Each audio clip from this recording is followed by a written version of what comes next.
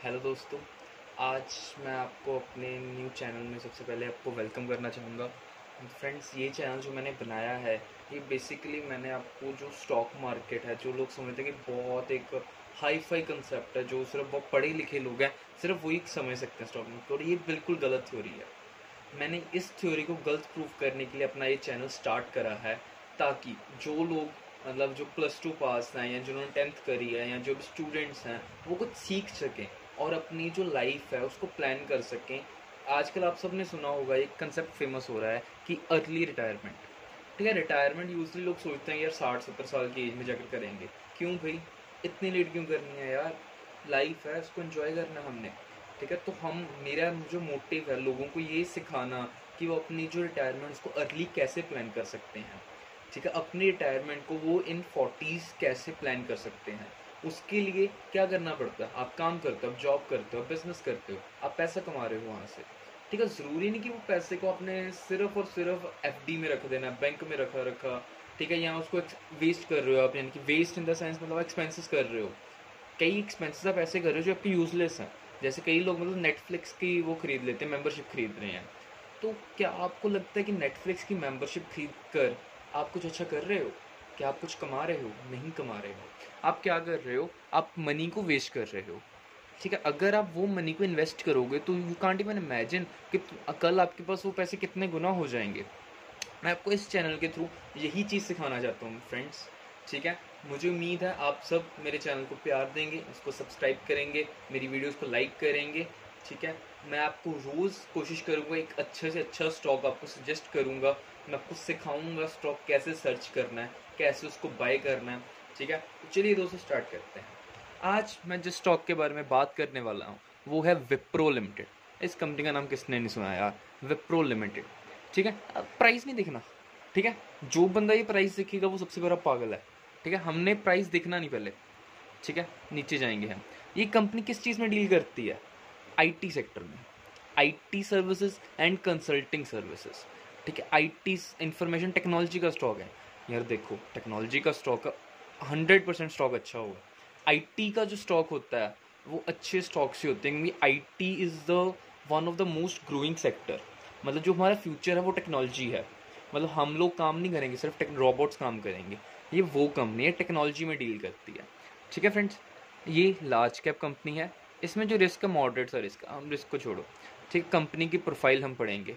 Wipro limited is a global information technology sector provide. It operates through two segment, IT service and IT products.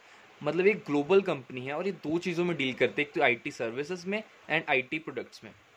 ठीक है, तो ये तो हो गया हमारे कंपनी के बारे में, कंपनी है क्या। अब हम इसके देखेंगे कि इसके फाइनेंशियल्स क्या है, मतलब ये कितना प्रॉफिट कमा रही है, ऑल दैट। मैं जब कंपनी के बारे में स्टडी करता हूँ मैं सिर्फ 4 पैरामीटर पर फोकस करता हूँ। वो 4 पैरामीटर क्या है वो मैं आपको बताता हूँ।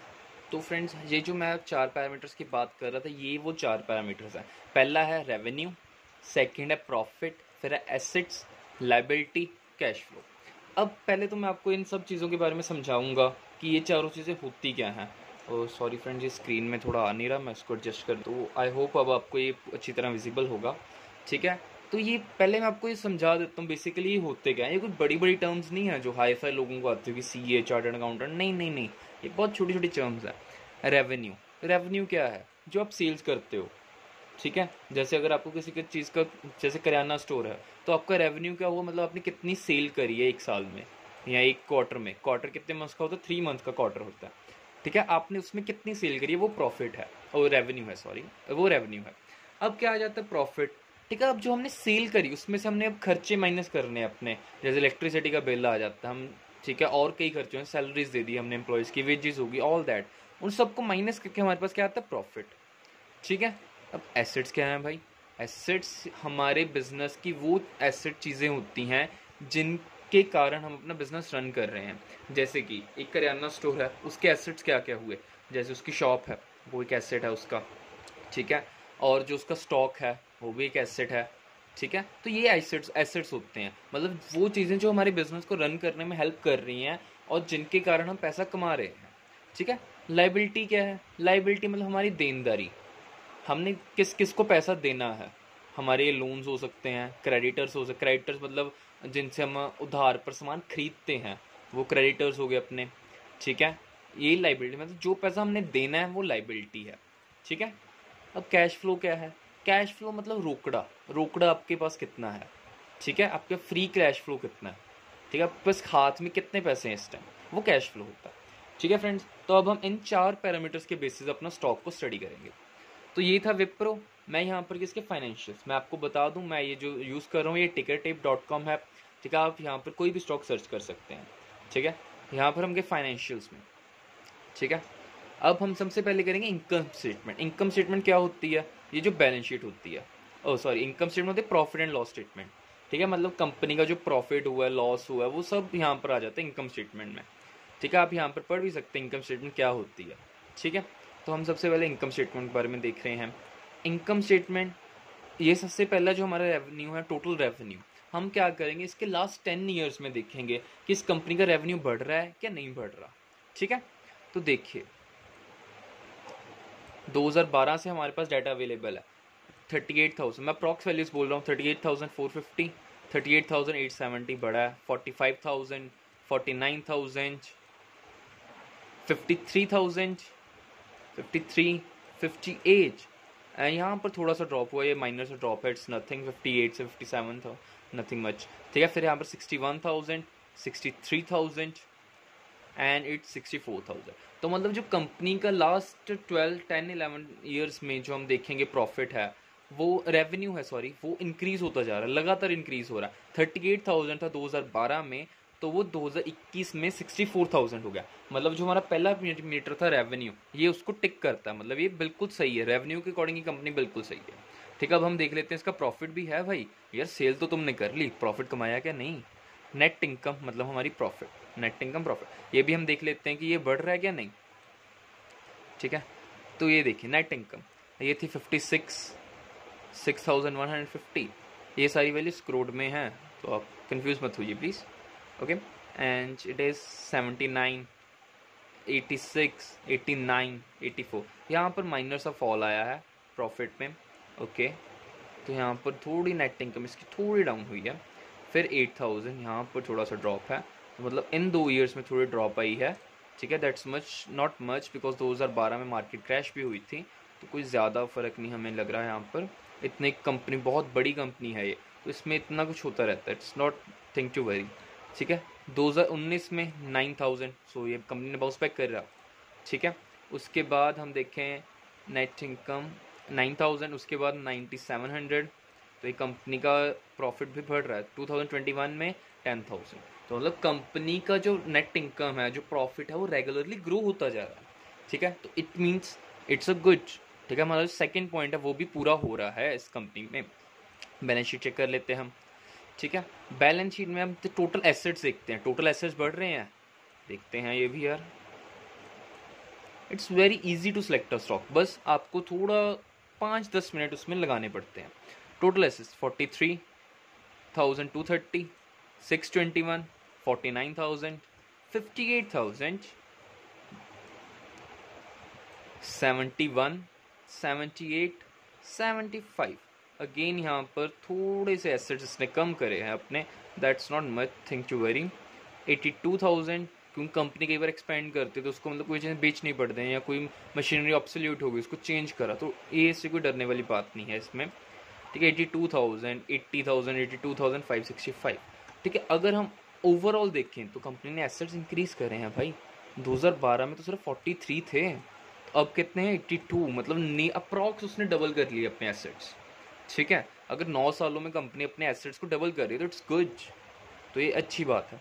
अब हम लाइबिलिटीज देखते हैं कि कहीं कंपनी पर कुछ ज़्यादा कर्ज तो नहीं है, लोन्स तो नहीं उसने ज़्यादा ले रखे, देखते हैं, ठीक है। टोटल लाइबिलिटी 16,000 थी 120, 16,128 2012 में थी, फिर आई 16,939 2013 में, थोड़ी सी इंक्रीज 17,265।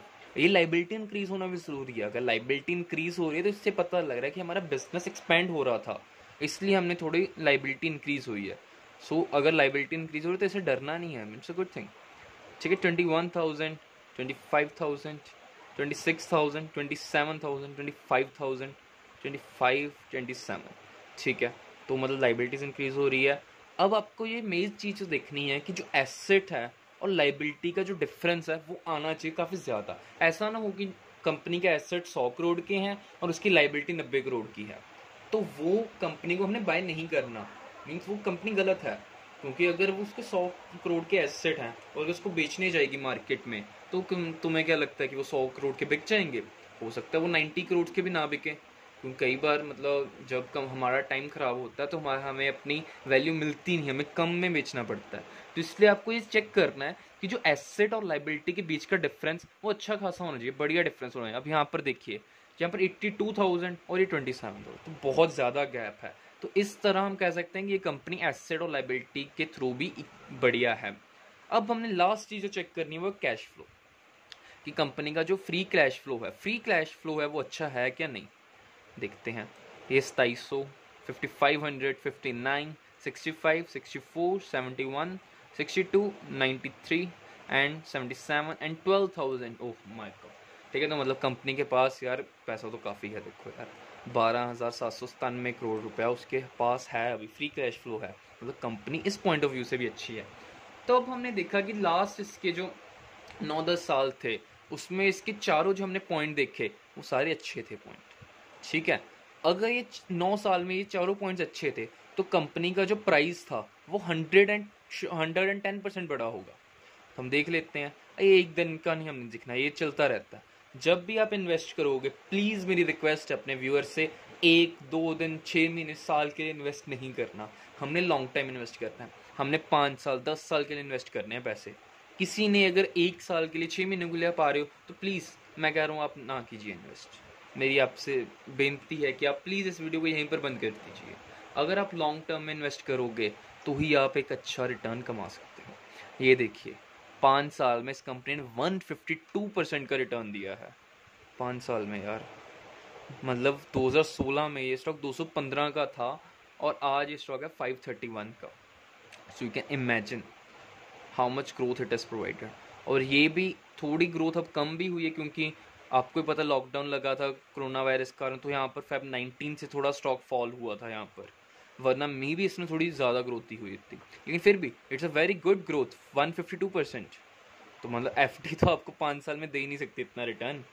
अगर FD का हम मैक्स टू मैक्स हम देखेंगे 1 ईयर में वो 10% रिटर्न दे रही है, तो 5 साल में तो उसने सिर्फ 50% ही देना था। तो इसने तो FD से 3 गुना रिटर्न 5 साल में दिया है। तो कितना अच्छा है। तो लोग डरते हैं स्टॉक मार्केट से, क्यों डरना भाई, ये तो बहुत अच्छी चीज़ है, पैसा कमाने के लिए है। ये देखिए, अगर हम मैक्स देखें, ठीक है, ओ माय गॉड, 550% का रिटर्न, ठीक है। अगर जिसने ये इसमें 20 साल के लिए होल्ड कर लिया होता तो मतलब उसको उसके पैसे 5.5 गुना हो गए, ठीक है। अगर किसी ने इसमें 91 रुपीज़ लगाए थे तो आज उसके 531 हैं। सो इस तरह आपने प्राइस को पहले नहीं देखना, आपने इसकी कंपनी के फाइनेंशियल्स चेक करने हैं। फाइनेंशियल कौन कौन से देखने हैं? सबसे पहले रेवेन्यू इंक्रीज हो रहा है लास्ट 10 ईयर्स में, प्रॉफिट इंक्रीज हो रहा है उसका, एसेट्स बढ़ रहे हैं, लाइबिलिटीज बढ़ रही हैं, इन दोनों के बीच का डिफरेंस अच्छा आ रहा है, ठीक है। कैश फ्लो कंपनी के पास है अच्छा क्या नहीं। अगर ये सारी चीज़ें को आप फुलफिल हो रही है वो कंपनी, तो आप उस कंपनी में एंट्री लोगे, डेफिनेटली लोगे आप, ठीक है। और कंपनी की आप लॉन्ग टर्म व्यू से देखोगे, ऐसा नहीं कि आपने आज लिया और आप कहो कि नहीं नहीं यार ये तो कम हो रहा है मैं तो बेच दूँ। नहीं, भरोसा रखो अपने पर। अगर तुमने खुद रिसर्च करी है तो तुम कभी भी लॉस नहीं खाओगे। और वैसे भी ये कंपनी आईटी सेक्टर की है यार, फ्यूचर हमारा आईटी ही है, तो है फ्यूचर आईटी है ना। तो बस फिर भरोसा रखो और इस कंपनी में इन्वेस्ट करना चाहिए। लेकिन किसी ने भी 1 ईयर 2 ईयर मतलब 1 ईयर से कम के लिए इन्वेस्ट नहीं करना, स्ट्रिक्टली 1 ईयर के कम से नहीं इन्वेस्ट करना, वरना you can't make a good money in this, ठीक है। सो आई होप आपको मेरी ये वीडियो अच्छी लगी होगी। आपको अगर कुछ भी और समझना है तो प्लीज़ आप मुझे वीडियो के नीचे कमेंट कीजिए, मैं आपके लिए वो वीडियोस जल्द से जल्द बनाऊंगा। और ऐसे डेली वीडियोस के पाने के लिए प्लीज़ हमारे चैनल को सब्सक्राइब कीजिए, लाइक कीजिए एंड कमेंट करिए। और जो लोग स्टॉक मार्केट में नहीं हैं वो अपना अकाउंट ओपनिंग के लिए मेरे नीचे दिए हुए डिस्क्रिप्शन बॉक्स में लिंक पर क्लिक कर सकते हैं और अपना अकाउंट ओपन कर सकते हैं अपस्टॉक्स में। Upstox one of the leading हमारा जो ब्रोकरेज हाउस है इस टाइम का, और बहुत ईजी टू यूज़ है वो एप्लीकेशन। सो आप वहाँ से अपना अकाउंट ओपन करवा सकते हैं और वो विद इन 3 days आपका अकाउंट ओपन होगा and after 3 days you can start making your money, you can start earning the money, you can start investing in stock market and earn a huge money. तो चलिए दोस्तों, मिलते हैं next video में. Okay bye, have a good day.